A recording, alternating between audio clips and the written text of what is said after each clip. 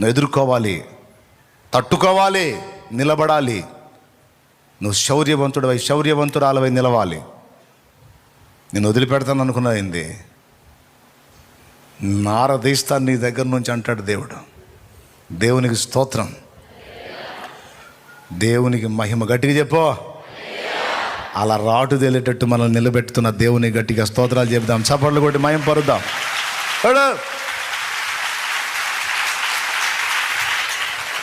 పిరిగి పందలాగా, కృంగిపోయే వ్యక్తిలాగా, బలహీన పడే వ్యక్తిలాగా, ఊరికి చిన్నదానికి పెద్దానికి నీరసపడిపోయి వాళ్ళు అట్టన్నారు, వీళ్ళు ఎట్టన్నారు. రైలు ఇంజన్ డాష్ ఇచ్చిందంటే ఇంకేముండదు ఆడ.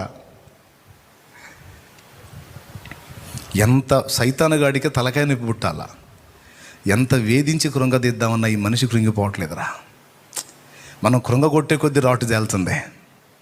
మనం కృంగదీ